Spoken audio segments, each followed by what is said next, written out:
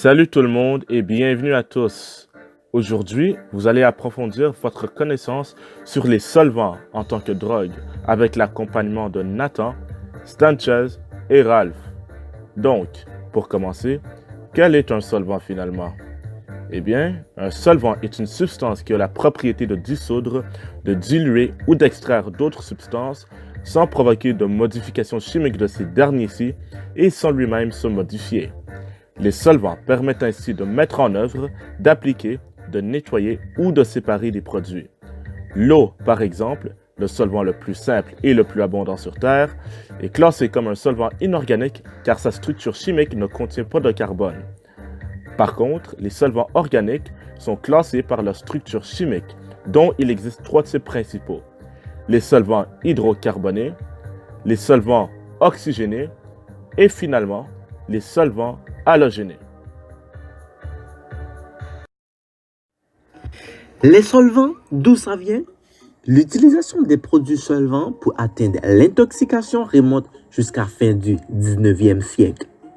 En Amérique et en Angleterre, il y avait des obsessions du renifler de l'oxyde nitreux et l'éther reniflant, surtout lors des fêtes pour les classes supérieures et les étudiants en médecine. Le phénomène moderne ressurgit dans les années 1950 dans le pays de Donald Trump, les États-Unis d'Amérique.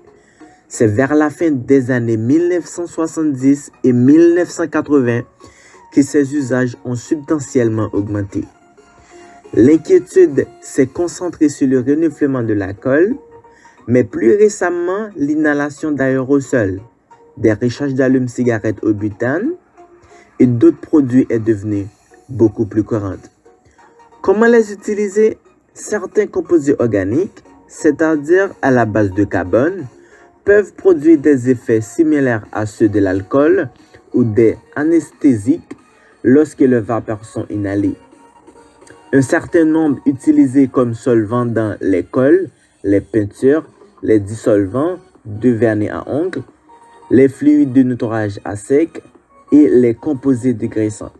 D'autres sont utilisés comme gaz propulseur dans les aérosols ou comme carburant tels que l'essence ou les briquets à gaz. La plupart des ménages, des usines et des bureaux utilisent une gamme de solvants qui peuvent être inhalés. Ces produits dégagent des vapeurs ou sont des gaz à des températures normales et peuvent être inhalés par la bouche ou le nez pour donner un effet enivrant. Ceci est parfois appelé renfilage de la colle, abus de solvant ou abus de substances volatiles. Les solvants peuvent être directement inhalés, reniflés de l'intérieur d'un sac en plastique ou en papier, ou mis sur un chiffon avant de renifler. Quels sont les effets et dangers à long terme? À long terme, les inhalants peuvent avoir des conséquences négatives sur les consommateurs. Ces derniers peuvent en souffrir toute leur vie.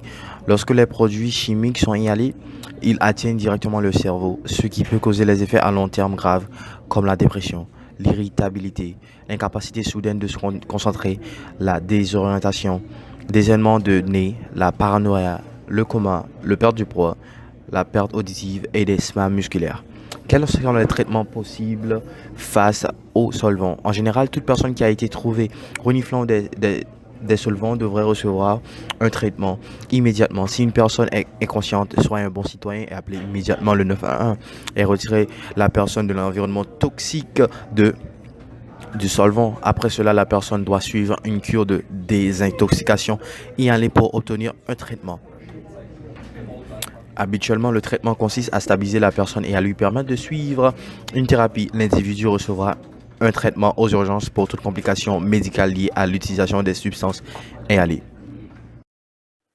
Merci d'avoir écouté à notre présentation de la part de Nathan, Sanchez et Ralph. À la prochaine.